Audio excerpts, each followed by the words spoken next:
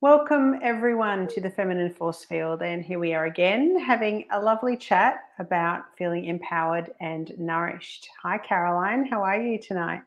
Hi, Today, this Lisa. morning. My morning, your evening. Your Yeah, morning. I know yeah, it's hard to remember, isn't it?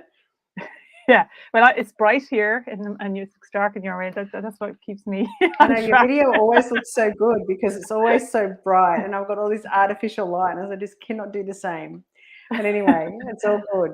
Yeah. So tonight we thought we were thinking that we would have a conversation around how we can create a nourishing environment for our children's and help them with their emotional and mental health. There's a lot of stresses right now out in the world.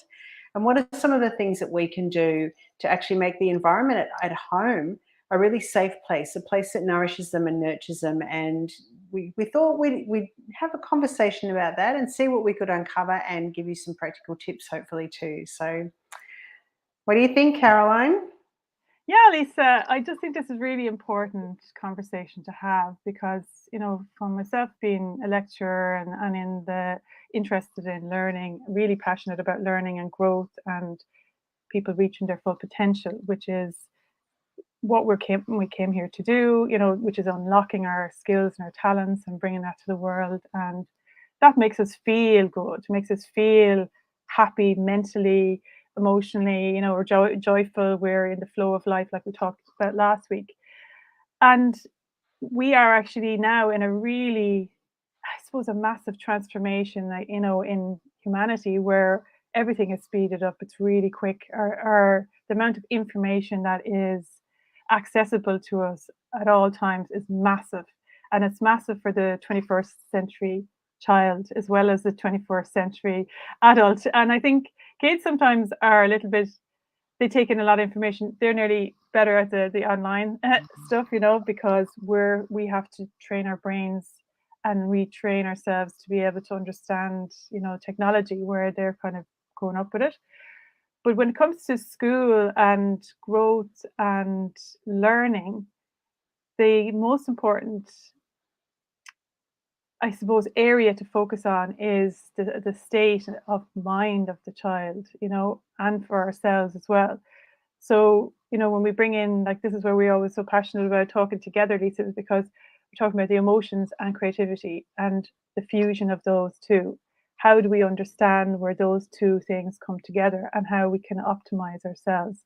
So, we first of all need to be in an emotionally calm state of mind to learn and to grow. So, because there's two functions in the brain. One is like, we're either in this fight or flight fear mode, where when we're in that state, we're not actually able to physically learn. We can't. Our cognition in our prefrontal cortex gets turned off, basically, and then we just can't learn. So it's just when we're stressed and we're feeling scared, we just can't learn.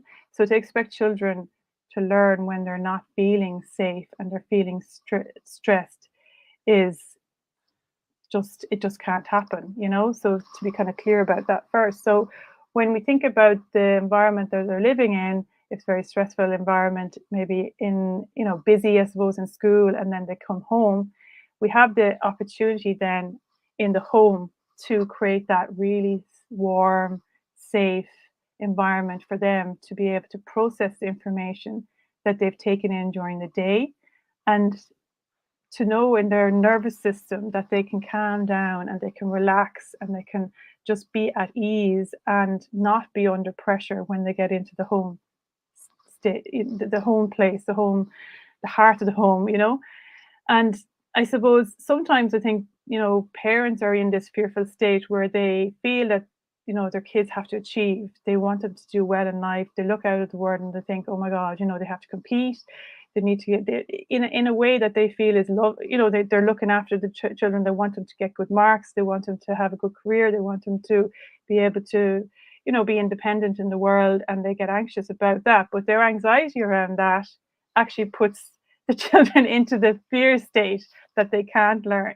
So I think just as a message for parents, like, that the most beneficial thing is actually the opposite, is actually pull back and to let them feel at ease and feel comfortable, feel loved, feel nourished, feel like that they can show their emotions, they can have a tough day and not be in good form all the time, and just to allow them kind of ride the roller coaster of life and you to always be that safe space for them. And that will help them feel like they they can rely on you, have that support behind them, and also it trains their nervous system to be able to go out into the world and be active and be adventurous, and then to come back in and to relax and to unwind and to process and to actually start to understand the information that they've taken in, because we all need that. We live our life, we have experiences, and then we need to reflect and we need to learn and we need to integrate those experiences.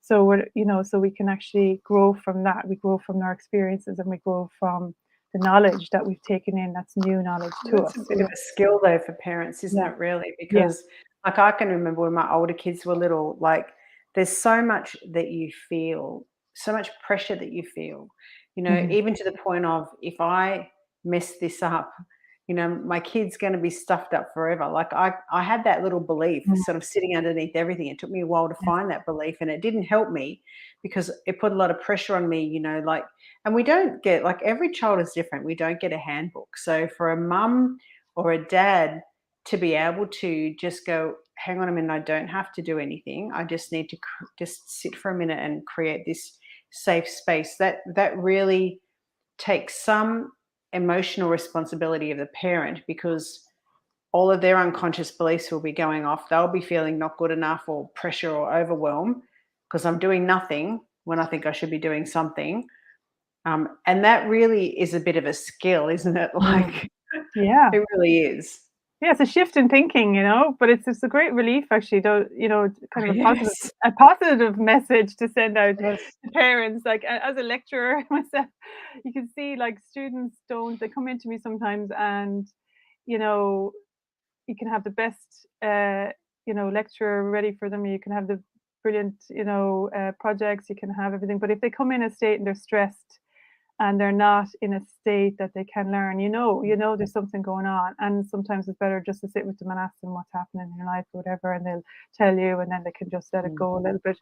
And then they'll move in then, because if not, it's just going around and around in their mm, heads. And like we're all like that. We need to talk about what's happening, be able to express that, to have our emotions validated, to be it felt, heard, seen, and nurtured, accepted for the way we're feeling, and then we can move on through into what we want to learn, and then naturally mm, we kind of pick up the interest, because we are, humans are intelligent, we want to learn, and we're curious, we're very curious, so there's this a natural curiosity there that will push us forward, and I suppose we do need structure around that. But I think a great message for 21st century parents is to like do less and push less, and mm. to just have a bit more fun, like a bit more fun with their kids, and a little bit more time to relax and unwind. It would be it's the cleverest thing to do, and it's the most beneficial for learning and for connection and for growth for everyone, really, because everyone benefits, Mm. don't they? Yeah, that's so true. And that trust, like just trust that it's all going to work out okay.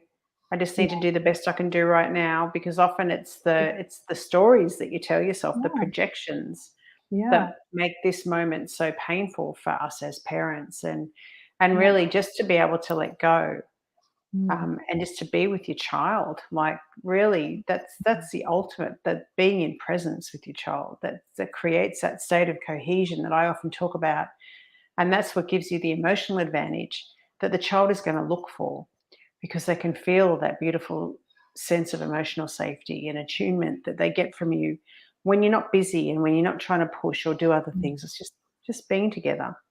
Yeah, and just taking it easy on yourself as well, for, not expecting yourself to, because I think sometimes parents think that they're not achieving if their kids aren't achieving, or they're letting them down if they're not getting them to certain grades, they're letting them down somehow, or whatever. The Mm, pressure there is there, on there's so many pressures on 21st century parents, to such a massive shift in humanity at the moment, and people aren't sure. They've got old value systems trying to put them on top of modern culture, and it's just, it seems to be hard to understand how can I do that, you know, how can I navigate life, and how can I make sure my children are going to be fortified going forward, you know, into their lives, you know. I just have to think, yeah, like you said, trust is massive, to know that, like, that bond and that connection, and that we all have the capacity to be able to meet every challenge when we just give ourselves a bit of time to process our emotions, process what's happening in life, to be kind to ourselves, and, you know, to really know that everything's okay in the moment, and that, yeah, like the nurturing, like we all feel good in a nurturing environment, don't we? Like, you know, Oh, we so all true. feel, we all need that. We need Yeah. so safe place to land, yeah, just to where there's no pressure to be anything, to achieve anything, to, you know, to look a certain way, to, you know, there's no, you can just let go and just Yeah. relax, you know. Yeah. So I think It's that so good. And you said something the other day to me, smiling, like smiling a lot, smiling yes. at your Oh children, smiling at yeah. your partner, like just smiling, Yeah. because that really is an acknowledgement of their presence, and it does something when you smile. So if you're feeling stressed and you feel like, where do I start? Just start by smiling. Yeah, absolutely. That's a brilliant one. Thanks for reminding me about that, Lisa, because yeah, like just a brilliant practice is that even if you're feeling stressed, be really aware of, like, when your kids come into the room, and if they see you light up when you see them, then that gives them a huge boost, you know. It Mm. gives them a massive boost because sending a massive positive um, self-image to them within themselves, you know, because Mm. they're seeing themselves in you. So just starting to practice that is just, if you're not feeling great yourself, but just being very conscious around your kids, and every time you greet them, if you hear them coming down the stairs and you're in the kitchen, and, you know, just to kind of get yourself in a good form, and just to feel grateful for having them in your presence. And when you see them coming in, you just go, no matter what's gone on, just have a big smile for them, and, you know, just that alone, just keep trying that, and it makes a huge Yeah. difference. You really see it's a huge difference, you know, in a short amount of time. Yeah, that's a great practice. Yeah, so good, because it's all like, for me, remembering, like, one of the things that I remember too is that I am in an emerging process, like that I just need to be in this moment and allow it to come in so that I can emerge into the next one. This is an opportunity for me to grow and to have a better relationship. So the focus on the relationship has always really helped me, like to create a more harmonious environment. Because if I'm concerned about outcomes and what's happening, then sometimes I completely lose track of the relationship, and Mm, you can find yourself feeling resentful. Like, there's all these feelings that you have towards people that you love, yeah. and you sort of don't even realize that all of a sudden now you feel bad towards the people you love, Mm, because you just forgot that actually the relationship is the most important thing. The connection and the love that you feel is the most important thing. mm, So it's just such a lovely thing to try and remind yourself of when you have a lot of stress and a lot of pressure, to keep coming back to that, creating that beautiful relationship. Because honestly, that's what will get you through all of the teenage years. Is the stronger your relationship and your connection is, mm, and mm. the more harmonious, the way you interact with each other. Like, it's just really powerful stuff that you're creating there when you think about doing that in your home. Oh, that's brilliant, Lisa. Yeah, so true. Like, I used to kind of say to myself, it's about connection, not correction. Mm. You know, if you're focusing on the correction all the time, you're creating those negative. Um, they say it takes, I think it's takes five positives to outweigh one negative. Mm. So in a relationship, so if you try to up the positives.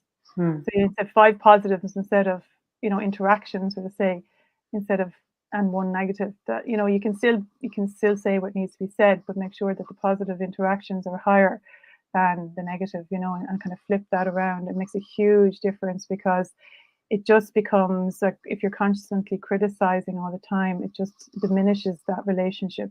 Where when Mm. you're building a bridge, it's like a bridge. When you're building a bridge, you're building each interaction is like a little brick that you're building each Mhm. time, and then the two Mm. come together. Then, and you're like, then the communication and the flow of information and the flow of energy between the two is easy, you know. It's not difficult once you have that practice in place, you know. And you can see the children then taking that on board too, you know, because I noticed that my kids as well, like when they get a bit cross and then they also backtrack and they'll come back to me in a different tone of voice or something because they know that that didn't land very well. And Mm. it's like they're really self-correcting. So that kind of just Mm. self-correcting, because it takes a while when you're changing behavior, doesn't it? It does, and it can get really messy if parents don't. I mean, we're the adults, right? Yeah. And I know for me, if I get into a reactive state, I'm in my little girl. So I'm really, it's like two kids there that are having a bit of a doozy, you know. It's like we really need to be able to know ourselves well enough, I guess, to be able to do our work separately to our children so that when we come in with our children, we can actually be that really empowered, strong, loving guide that they need, you know, to feel safe and nurtured, and starting to create that culture in the homes, because I think that will then have a ripple effect out into our communities, and Yeah. that would just be amazing. Yes, that's it. That's where we create. We culture is created in the home. You know, that's because it's all homes. It's all homes, all families. It's all, Mm. you know. So that's where, you know, it's, you know, so it's beautiful, and also like it gives you a sense of purpose when you're really purposefully doing it. You know, Yes. your purpose, it can give you a sense of purpose when you're consciously trying to parent, and because it's like you say, in the emergent process, you become aware of yourself, and then, you know, you're building that connection. Yeah, so it's Mm. beautiful work when you decide to do it. Yeah, very Yeah. good. Well, we hope that you've enjoyed our little conversation about nourishment and nurture in the home, and you've taken away some practical tips that you can start applying, and let us know how you go. Yes, do just practice smiling and start with that. Yeah, those are really Thanks, good. Lisa. Thanks, everyone. We'll be back again next Monday night. Sending you love for a beautiful week. Yes, have a great weekend. We'll see you back on Monday. Take care. Bye. Bye.